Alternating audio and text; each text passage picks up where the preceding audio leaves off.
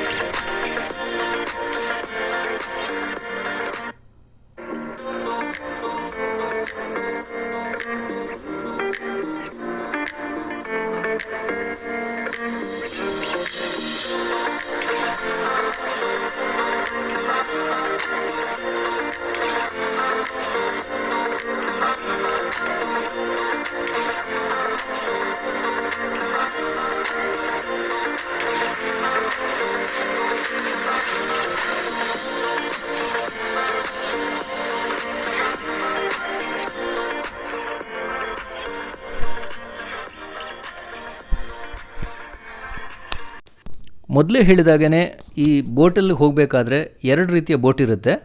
ಇದು ನಿಮ್ಮ ಒಂದು ಮಾಹಿತಿಗೋಸ್ಕರ ಹೇಳ್ತಾ ಇದ್ದೀನಿ.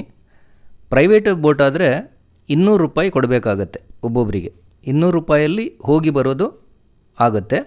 ಅದೇ ರೀತಿ ಸರ್ಕಾರಿ ಬೋಟ್ ಅಂತ ಹೇಳಿದರೆ ಅದು 40 ರೂಪಾಯಿ ಮಾತ್ರ ಆಗುತ್ತೆ ಪ್ರತಿಯೊಬ್ಬನಿಗೂ. ಹೋಗಿ ಬರೋದಕ್ಕೆ 40 ರೂಪಾಯಿ ಕೊಟ್ಟರೆ ಆಗೋಯಿತು. ಆದರೆ ಅಲ್ಲಿ ಒಂದು ತಡೆ ಏನಂತೇಳಿದರೆ, ಆ ಬೋಟ್ ದೊಡ್ಡದಿರೋ ಕಾರಣ ಅದರಲ್ಲಿ ಬೇಕಾದಷ್ಟು ಜನಗಳನ್ನು ಸೇರಿಸ್ತಾರೆ. ಅದನ್ನೆಲ್ಲ ಸೇರಿಸಿ ಆದಮೇಲೆ ಆ ಬೋಟ್ ಹೊರಡುತ್ತೆ. ಆದರೆ ಈ ಪ್ರೈವೇಟ್ ಬೋಟ್ಗಳು ಹಾಗೆಲ್ಲ. ಪ್ರೈವೇಟ್ ಬೋಟ್ ಹೇಗೆ ಅಂತೇಳಿದರೆ, 2 ಇರಲಿ 4 ಜನ ಇರಲಿ ಕೊಂಡೊಯ್ತಾರೆ. ಹೋಗಿಬಿಟ್ಟು ದ್ವೀಪದ ಹತ್ರ, ಅಲ್ಲಿ ದೇವಸ್ಥಾನದ ಆ ದ್ವೀಪದ ಹತ್ರ ಹೋಗಿ ಆ ಬೋಟ್ ನಿಲ್ಲುತ್ತೆ. ಅದರ ನಂತರ ನಮ್ಮ ದರ್ಶನ ಮಾಡ್ಕೊಂಡು ಬರುವಾಗ ಅಲ್ಲಿ 2-3 ಪ್ರೈವೇಟ್ ಬೋಟ್ಗಳು ಇರ್ತವೆ. ಅದು ಬೇರೆ ಬೇರೆ ಜನರಿಗೆ ಸೇರಿದ್ದಲ್ಲ, ಒಂದೇ ಓನರಿಗೆ ಸೇರಿದ್ದಾಗಿರುತ್ತೆ. ಅವರು ಹೇಳ್ತಾರೆ, ನೀವು ಬರುವಾಗ ಯಾವ ಬೋಟಲ್ಲಿ ಬೇಕಾದ್ರೆ ಬರ್ಬೋದು, ಏನೂ ದುಡ್ಡು ಕೊಡಬೇಕಾಗಿಲ್ಲ ಅಂತೇಳಿ ಮೊದಲೇ ಹೋಗಬೇಕಾದ್ರೆ ತಿಳಿಸ್ತಾರೆ. ಸೊ ಹಾಗಾಗಿ ದೇವರ ದರ್ಶನ ಆರಾಮವಾಗಿ ಮಾಡ್ಕೊಂಬಂದು ಕೆಳಗಡೆ ಹಿಡಿದಾಕ್ಷಣ 2-3 ಬೋಟ್ಗಳು ಕಾಯ್ತಾ ಇರ್ತವೆ. ಯಾವುದಾದ್ರೂ ಬೋಟಲ್ಲಿ ಕೂತ್ಕೊಂಡ್ರಾಯ್ತು. ಹಾಗೆ ರಶ್ ಏನೂ ಇರಲ್ಲ. ಒಂದು 4 ಜನ ಇದ್ದ ಬೋಟು, ನಾವು ಬರುವಾಗ ಒಂದು 5-6 ಜನ ಇದ್ವಿ, ಹೋಗ್ತಾ ನಾವೊಂದು 10-15 ಜನ ಇದ್ವಿ. ಹಾಗೆಯೇ ಜನಗಳ ಮತ್ತು ಭಕ್ತರ ಒಂದು ಉಪಯೋಗಕ್ಕಾಗಿ ಮತ್ತು ಅನುಕೂಲಕ್ಕೋಸ್ಕರವಾಗಿ ಈ ಬೋಟ್ ವ್ಯವಸ್ಥೆ ಇರುತ್ತೆ.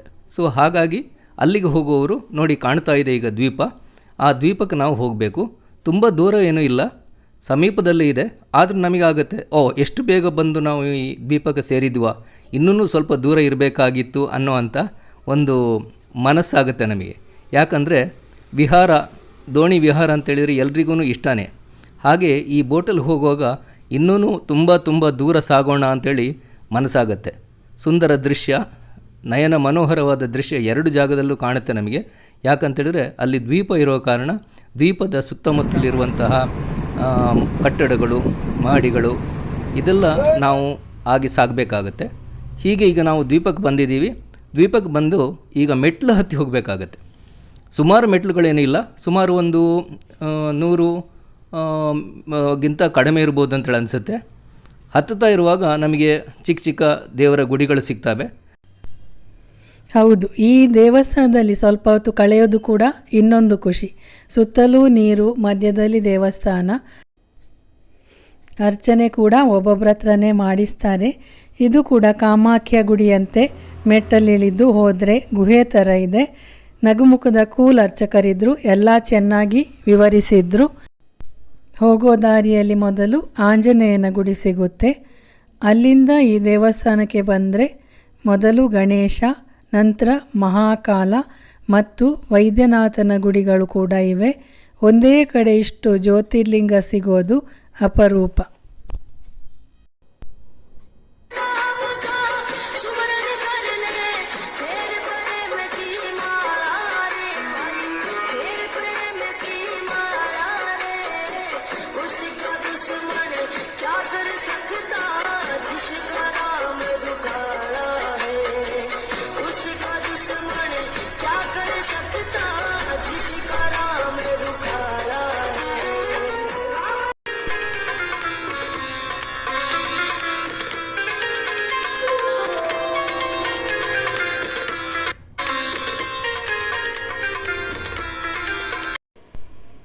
ಇದು ಸ್ವಯಂಭೂ ಶಿವ, ಮತ್ತು ಹೊರಗಡೆ ಅನ್ನಪೂರ್ಣೇಶ್ವರಿ ಇದ್ದಾಳೆ. ಅಲ್ಲೂ ನಮ್ಮಿಂದಲೇ ಪೂಜೆ ಮಾಡಿಸ್ತಾರೆ. ಯಾವುದು ಬೇಡ ಅಂದರೆ ದೂರದಿಂದ ಕೈ ಮುಗಿದು ಮುಂದೆ ಹೋಗ್ಬೋದು.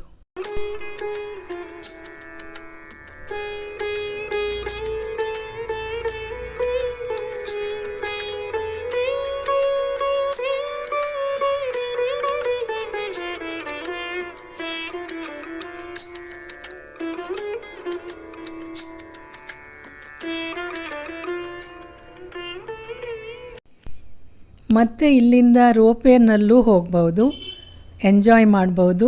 ಪಳನಿಯಲ್ಲಿ ಕೂಡ ಇದೇ ರೀತಿ ಇದೆ ಅಲ್ಲ. ಒಟ್ಟಾರೆ ಹೇಳಬೇಕಂದ್ರೆ ಪುಟ್ಟ ಮಕ್ಕಳಿಂದ ಹಿಡಿದು ಹಿರಿಯವರಿಗೂ ಸಂತೋಷ ನೀಡುವ ಸ್ಥಳ ಅಂತ ಹೇಳ್ಬೋದು. ತುಂಬ ಸುಂದರ ಪ್ರದೇಶ. ಇದನ್ನು ಭಸ್ಮಾಚಲ ಅಂತ ಕೂಡ ಕರೀತಾರೆ.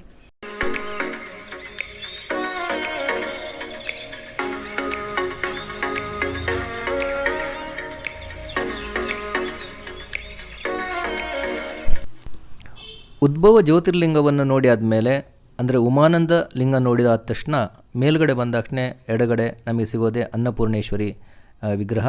ಅಲ್ಲಿನೂ ಕೂಡ ಪುರೋಹಿತರಿರ್ತಾರೆ, ನಮ್ಮ ಕಡೆಯಿಂದ ಪೂಜೆ ಮಾಡಿಸ್ತಾರೆ. ಮೇಲೆ ಬಂದು ಬಲಗಡೆ ತಿರುಗಿದಾಗ ಇರೋದೇ ಗಣೇಶನ ಗುಡಿ. ಆ ಗಣೇಶನ ಗುಡಿ ಎದುರುಗಡೆ ಬೇಕಾದ ಹಾಗೆ ದೀಪ, ಏನೋ ನೈವೇದ್ಯ ಎಲ್ಲ ಹಾಕಿ ಪೂಜೆ ಮಾಡ್ಬೋದು. ನಮ್ಮ ಅಸ್ಸಾಂನ ಕಾಮಾಖ್ಯ ಪೀಠದ ಮತ್ತು ಭೀಮಾಶಂಕರ ದೇವಾಲಯದ ವಿಡಿಯೋವನ್ನು ಯಾರು ನೋಡಲಿಲ್ವೋ ನೋಡಿ. ಮತ್ತು ಮುಂದೆ ನಿಮಗೆಲ್ಲ ಇಂಥ ಉತ್ತಮ ಸ್ಥಳ ಮಾಹಿತಿ, ಉತ್ತಮ ವಿಚಾರ, ಆಧ್ಯಾತ್ಮಿಕ ವಿಷಯಗಳೊಂದಿಗೆ ಬರುತ್ತೇವೆ. ಅಲ್ಲಿಯವರೆಗೂ ಧನ್ಯವಾದಗಳು. ನಮಸ್ಕಾರ. ಹರೇ ಕೃಷ್ಣ.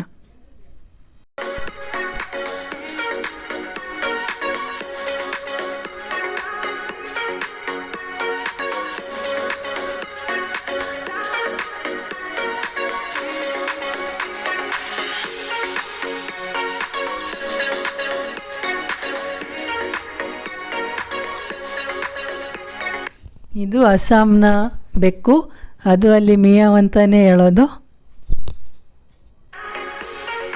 ರಾಧೆ ರಾಧೆ.